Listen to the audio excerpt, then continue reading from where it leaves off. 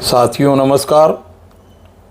MG Devasahayam जो एक पूर्व सेना और आईएएस अधिकारी हैं का यह लेख भारतीय गणराज्य की खत्म होती संस्थाएं और खत्म होता लोकतंत्र, जिसका मैं हिंदी में अनुवाद करके वीडियो बना रहा हूं और उम्मीद करता हूं कि आप सभी लोग इस वीडियो को पसंद करेंगे। संविधान की बहाली पिछले 26 नवंबर को अपने प्लेटिनम वर्ष में प्रवेश किया और भारतीय गणराज्य भी। यह इस देश के सामान्य रूप से वयस्क नागरिकों और विशेष रूप से उस तिथि से पहले पैदा हुए वरिष्ठ नागरिकों के लिए आत्मनिरीक्षण करने का अवसर है कि तब क्या हुआ था और अब हम कहाँ हैं। एमजी देवसहायम लिखते हैं कि मैं उन लोगों में से हूँ जो उस दशक में पैदा हुए थे जब भारत को आज़ादी मिली और एक लिखित संविधान के साथ एक संप्रभु समाजवादी धर्मनिरपेक्ष लोकतांत्रिक गणराज्य बन गया। उस दिन मेरे जीवन में एक चमत्कारी परिवर्तन हुआ था। मैं त्रावणकोर के महाराजा की प्रजा से भारत का नागरिक बन गया था।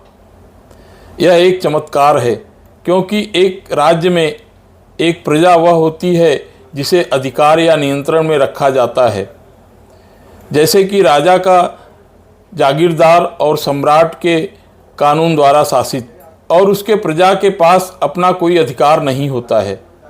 दूसरी ओर एक लोकतांत्रिक गणराज्य में नागरिकों के पास सर्वोच्च शक्ति और अधिकार होते हैं, जिनका उपयोग वे मतदान करके और अपने पसंद के प्रतिनिधि को चुनकर करते हैं, जो उनकी ओर से कानून बनाते हैं और शासन करते हैं। वे लिखते हैं कि हमारे समय का यह राजनीतिक परिवर्तन था। एक सामाजिक परिवर्तन भी हुआ था। तब त्रावणकोर राज्य एक हिंदू राष्ट्र था। सदियों पहले 1750 में मार्तंड वर्मा ने अपना राज्य अपने संरक्षक देवता श्री पद्मनाभ स्वामी को समर्पित कर दिया था। इसके परिणाम स्वरूप त्रावणकोर राज्य इस देवता की संपत्ति बन गया और राजा श्री पद्मनाभ का सेवक बन गया। हिंदू राष्ट्र का प्रमुख उद्देश्य जाति और सांप्रदायिक भेदभाव और असहिष्णुता की प्रथा थी। जाति व्यवस्था के सिद्धांतों की वकालत करने वाला सबसे प्रमुख हिंदू धर्म ग्रंथ मनुस्मृति है। मानव धर्मशास्त्र या मनु के कानून के रूप में जाना जाता है। यह हिंदू धर्म के कई धर्मशास्त्रों में से पहला प्राचीन कानूनी पाठ और संविधान माना जाता है। मनुस्मृति में उच्च और निम्न जातियों में प्रमुख जाति विभाजन के साथ अस्पृश्यता और अदर्शन के संदर्भ में भेदभाव की व्यापक प्रथा थी, जिसका अर्थ है कि यह न केवल निचली जाति का शारीरिक स्पर्श था जो उच्च जातियों के लिए प्रदूषक था, बल्कि यहाँ तक कि दृष्टि भी प्रदूषक थी। वह स्वयं को भी प्रदूषित कर सकता था। एमजी देवसहाय लिखते हैं कि मैं जन्म से इस अछूत अदृश्य जाति से था और मुझे सबसे खराब प्रकार के राजनीति और आर्थिक बहिष्कार का सामना करना पड़ा। राजशाही और हिंदू राष्ट्र के ये सभी तत्व संविधान के अनुमोदित होने और फिर 26 जनवरी 1950 को 4 प्रमुख उद्देश्यों के साथ अपनाए जाने के बाद ध्वस्त हो गए, जिन्हें राज्य द्वारा अपने सभी नागरिकों के लिए सुरक्षित किया जाता है। पहला, सामाजिक, आर्थिक और राजनीतिक न्याय। दूसरा, विचार, अभिव्यक्ति, विश्वास और पूजा की स्वतंत्रता। तीसरा, स्थिति और अवसर की समानता। और चौथा, व्यक्ति की गरिमा और राष्ट्र की एकता और अखंडता को सुनिश्चित करने वाली बंधुता। वे लिखते हैं कि यह संविधान ही है जिसने मुझे एक अछूत प्रजा से दुनिया के सबसे बड़े लोकतंत्र के संप्रभु नागरिक के रूप में खड़ा किया है। क्या इससे अधिक कीमती और अनमोल कुछ हो सकती है? यह लोकतंत्र का उपहार है और यह वास्तव में एक त्रासदी है कि यह गहन ज्ञान मेरी पीढ़ी या उसके बाद आने वाली पीढ़ी को नहीं दिया गया। इस घटना में अब भी अधिकांश भारतीय विषय और नागरिक के बीच अंतर नहीं जानते हैं और खुद को बाद के बजाय पूर्व में ही मानते हैं। देवसहाय लिखते हैं कि जब मैं कॉलेजों में छात्रों और शिक्षक दर्शकों को यह समझाने की कोशिश करता हूं तो मुझे केवल फीके चेहरे दिखाई देते हैं। इसमें कोई आश्चर्य नहीं कि लगातार निर्वाचित सरकारें वोट देने के उद्देश्य को छोड़कर भारतीय जनता के साथ नागरिक के बजाय प्रजा के रूप में व्यवहार करने में सफल रही हैं। जैसे जैसे हम गणतंत्र के प्लेटिनम वर्ष में प्रवेश कर रहे हैं, लोकतंत्र का अनमोल उपहार तेजी से कम हो रहा है और इसकी जगह हिंदू राष्ट्र की अवधारणा ले रही है।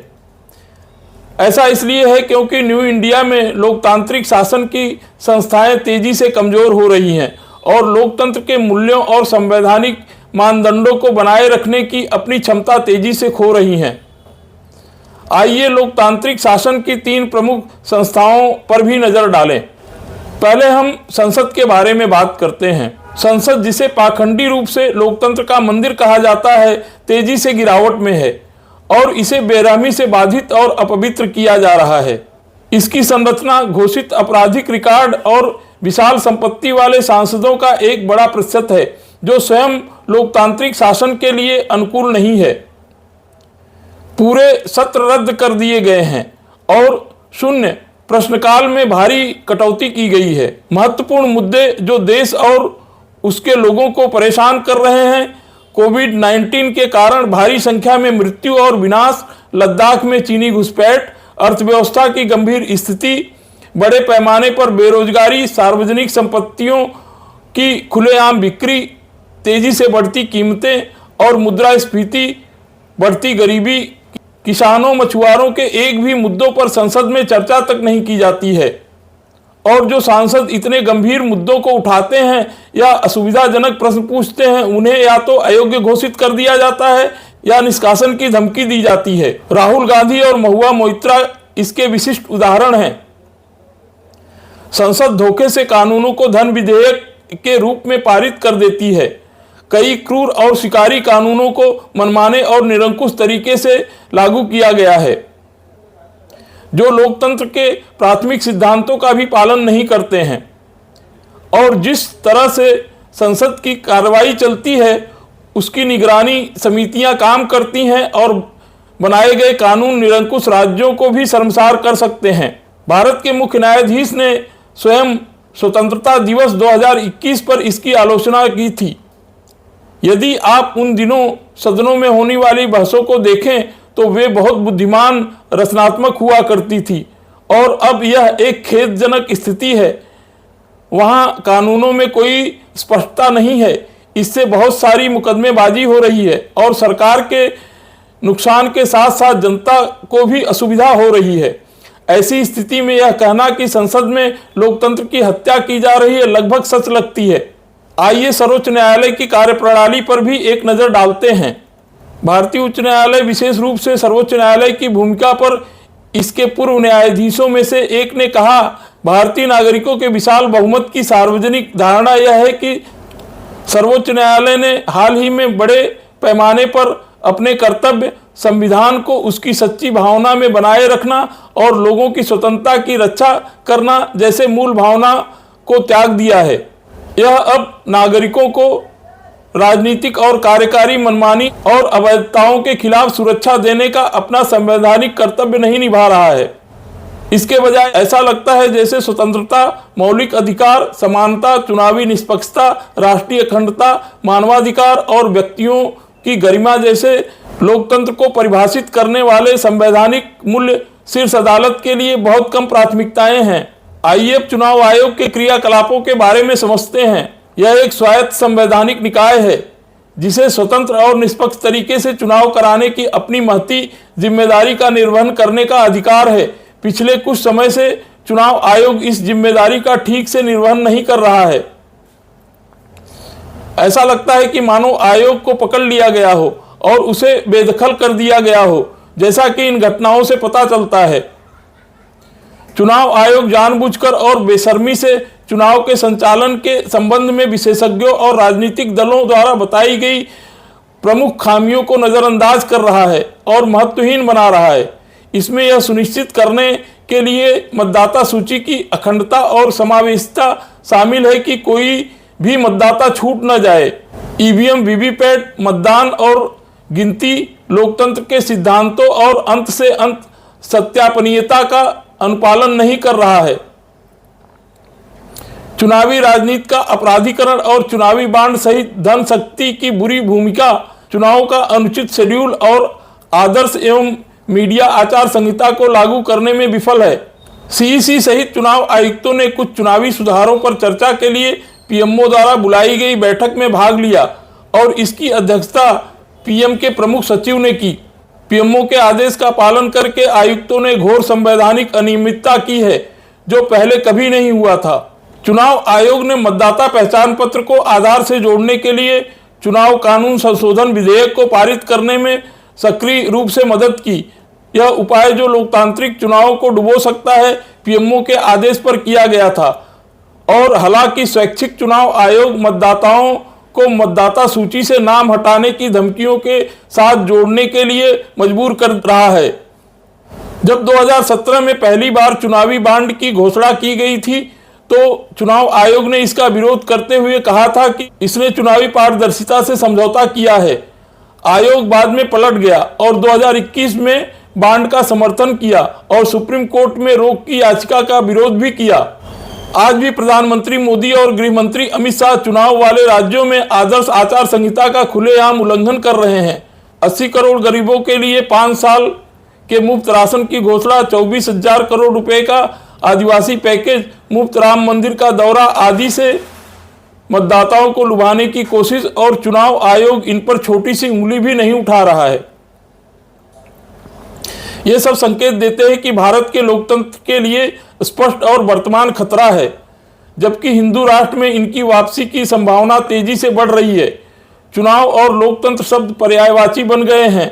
अभी तक खुद पर शासन करने के लिए अपने प्रतिनिधियों को चुनने का एकमात्र तरीका चुनावी प्रक्रिया है।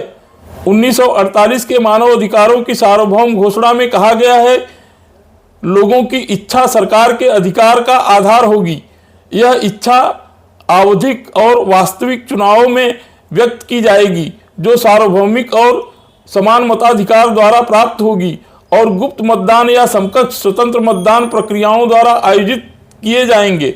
इसे राजनीतिक दार्शनिक थॉमस जॉब्स, जॉन लॉक्स और जीन जैक्स रूसो द्वारा प्रतिपादित सामाजिक अनुबंध सिद्धांत द्वारा और भी मजबूत किया गया है, जिसके माध्यम से लोकतंत्र उभरे और विकसित हुए हैं।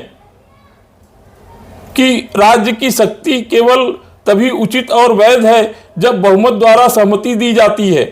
शासित द्वारा यह सहमति केवल एक ईमानदार और वास्तविक चुनावी प्रक्रिया के माध्यम से प्राप्त की जा सकती है, जो तब संभव नहीं है जब लोकतंत्र की मुख्य संस्थाएं क्षय हों और फिर वे मर जाएं, क्योंकि लोकतंत्र को संस्थाओं द्वारा समर्थित और कायम रखा जाता है, व्यक्तियों द्वारा नहीं। हिंदू राष्ट्र का उदय और न्यू इंडिया में लोकतंत्र का ह्रास भारतीय लोकतांत्रिक व्यवस्था को तबाह कर सकता है और इसीलिए इसे बर्दाश्त नहीं किया जा सकता। धन्यवाद।